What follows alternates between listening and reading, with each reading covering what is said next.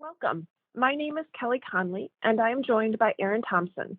Erin and I are assessment specialists in the Office of Student Assessment at the Indiana Department of Education. We will tag team this presentation about item writing practices for classroom assessments. Please contact us via email if you have questions about anything in this presentation. It is our goal that you will be able to apply the information in this presentation when writing your own assessment items, evaluating items you currently use, and selecting items from other sources to ensure your classroom assessments successfully measure student knowledge and understanding of the Indiana academic standards. When selecting or writing assessment items for students, there are several factors to consider so that your classroom assessments yield valid and reliable data about student learning.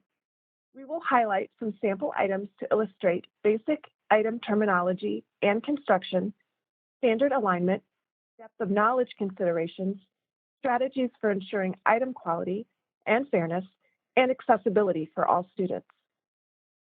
Erin and I will discuss sample items to illustrate key concepts throughout this presentation. Please note, there are some common terms to be aware of before we continue. The STEM refers to the question or statement before the answer choices. Sometimes the STEM may be accompanied by a passage, a graphic, or illustration, or some other type of stimulus that supports the question and informs the student's response. In the case of a multiple choice item, such as the one featured here, the correct response is often referred to as the key. The other answer choices are called distractors. Distractors are plausible and always incorrect. When creating your own classroom assessment or considering using an assessment developed by someone else, it is important to think about which standards you're intending to target and ensure the items you are using align to your targeted standards. Some standards have multiple elements, and an item may only be able to assess part of the standard. However, it is still important to consider whether the item is assessing what is intended and providing the data you need about student performance. When creating items for your classroom assessments, it is important to ensure that each item aligns to the expectation of the standard you are targeting. Take a moment to review this English Language Arts standard and the accompanying item. An item aligned to the standard would be text-based. In this case, we are asking you to assume that each student has read a passage about Kyle and Paul. Does the item align to the expectation of the standard? Items aligned to RL 2.1 or RN 2.1 require the student to use evidence from the text. This example requires the student to draw an inference from the text, but it does not rely on textual support. There are a couple ways to revise this item so it does align to the expectation of the standard. In this first revision, the question offers the inference in the STEM and asks the student to select the textual support for the inference. This more accurately reaches the expectation of the standard. This is another way an item aligned to 5 RL 2.1 could appear. It is an example of an evidence-based selected response, or an EBSR. Part A features the STEM from our first example, which asks the students to draw an accurate inference about the text. It is supplemented with Part B, which asks for evidence to support the correct response to Part A. This construct allows the student to demonstrate that he or she can identify accurate inference and determine the textual evidence to support that inference. Another consideration when writing an item is to verify that it assesses the full scope of what the standard is intended to cover. Some standards, like this one, involve too much for a single item to easily assess. It is possible for an item to assess only part of the standard. Looking at this item, consider whether it reaches the full depth of the underlying part of the standard it is intending to measure. If the goal is to assess the whole underlying portion of the standard, this item is not reaching the idea of using these equations to represent and solve real-world problems. When writing or evaluating items, it's helpful to consider what information the item will provide about a student's knowledge. If there are other items on your assessment that measure other aspects of the standard, or you're targeting this specific element of the standard, it may be fine to have an item that just identifies the solution to a given equation. However, if this question is intended to give you information about a student's ability to both represent real-world problems as equations and solve them, it does not do that. Conversely, this version of the item asks the student to generate both the equation and the solution. It gets at the full depth of the second half of the standard. However, note that this approach, a student who can only solve a given equation may receive no credit if they set up the equation incorrectly, depending on how the scoring is handled. If we asked only questions of this nature, we may improperly conclude that the students have no proficiency at this standard, which wouldn't always be true. This is an example in which having multiple approaches are needed to assess the full intent of the standard, because many students will be partially proficient at this standard in different ways. Many Indiana academic standards require students to do more than simply recall information. An item may assess certain aspects of a standard, but not be fully aligned if the standard itself requires students to demonstrate more cognitively complex processes.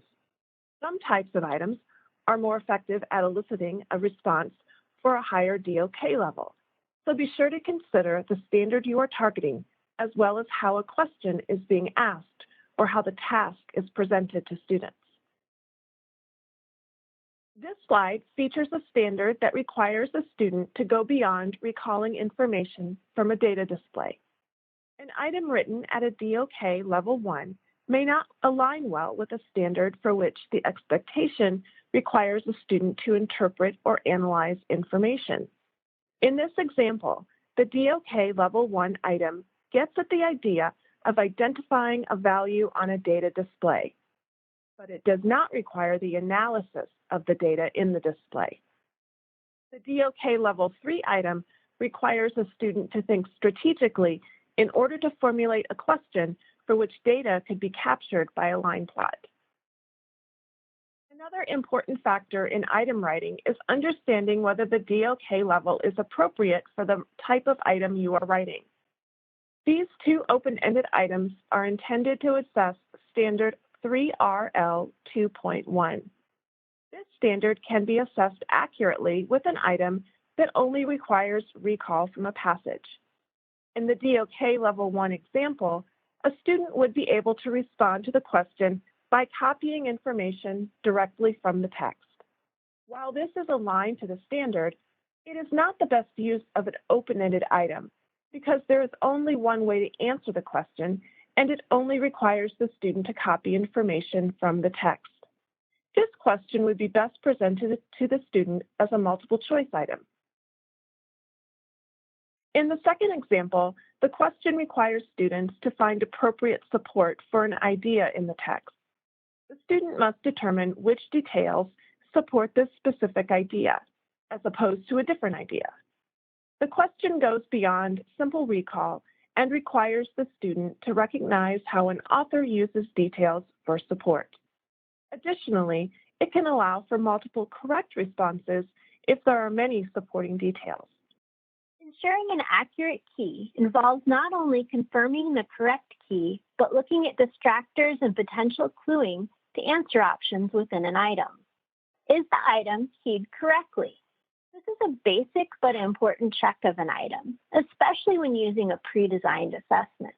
It is always good to double check that an answer key is correct. In this example, answer choice A is the keyed response, but it is not correct. The item should be keyed as answer choice B. Is there one correct response for your multiple choice item? Only the answer choice designated as the key should be correct. Providing more than one correct response compromises the validity and fairness of the item.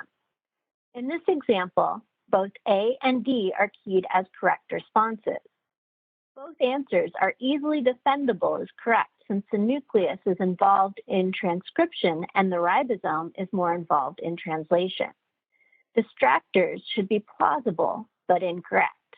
One of the responses would need to be changed for this item to be acceptable. Alternatively, changing the stem to which cellular organelle is involved in translation would make option D correct. Another option would be to include another distractor to make this a multi-select item. So you've identified a single key. Great. Now try to be as intentional about the distractors for your item. Distractors should be clearly incorrect, but they should also be possible misunderstandings of the content. In this example, although the distractors are numbers, they're clearly outside the context of the problem and they're implausible. Each distractor makes it very difficult to discern any valuable information about students' misconceptions of content. When creating your own items, it can be helpful to write rationales explaining why distractors are incorrect. Writing these rationales can help you avoid multiple correct responses and ensure that the distractors are possible misunderstandings, so plausible for most students. Some pre-designed assessments may include rationales along with their alignment information. These statements, noted for the answer choices on the previous slide, indicate the rationale for each answer choice and help ensure that only one correct answer exists. Is the item free from unintentional clues in the stem and/or answer choices? Unintentional cluing can happen in many item types, but is especially common with items containing a selected response format. Answer choices should avoid repeating words from the stem. Repetition of words can also create cluing in EBSR items. If a key is more specific than the distractors or stands out in some other way, it can also create cluing. How a stem or answer choice is written can also clue a student to a distractor. In all cases, cluing impacts the validity of an item. To ensure that items are accurately measuring a student's understanding of the content, it is important that items are accessible to students and free from unnecessary distractions. Language in stems and answer choices should be clear and contain grade-level appropriate vocabulary. The difficulty of an item should come from the content rather than the construct. Is the item clearly written? Excessive prepositional phrases, introductory clauses, unnecessary language, complex sentence structures, and passive voice can all contribute to wordy and unclear items. The wordy and unclear item on the left and the revision on the right are targeting the same idea, but the revised stem reflects only the information necessary for the student to respond. While wordy items may attempt to provide clarifying support, such clarifications can actually result in unintentional difficulty. An item's difficulty level should result from the rigor of the standard being measured rather than from an unclear task and complex language structures. Is the language used in an item appropriate for the assigned grade level? In this example, derived is an above grade level word. Some words stand out more than others. If you are uncertain as to whether you should use a word at a given grade level, you will want to consult a variety of resources when considering readability. Use any reference materials available in your school's library and check out resources available online to help inform these decisions.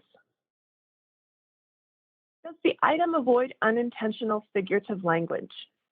It is fine to assess standards related to figurative language, but if you are creating or using items assessing other standards, you should avoid unnecessary or unintentional figurative language.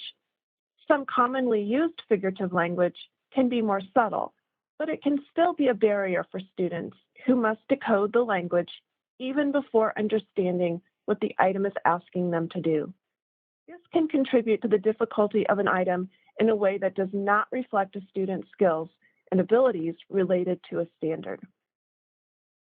Sometimes an item can require a student to do more than is necessary to demonstrate understanding, or the item construct itself interferes with how the content is measured.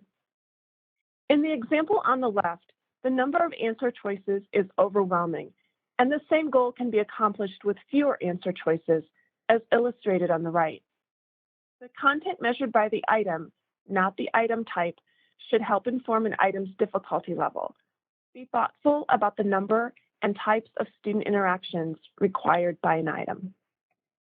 We hope you are able to apply these principles of item writing as you develop your own classroom assessments or evaluate assessments that come with your instructional materials. Here are some additional resources to reference during your item development process. Thank you for listening, and feel free to contact our office with questions.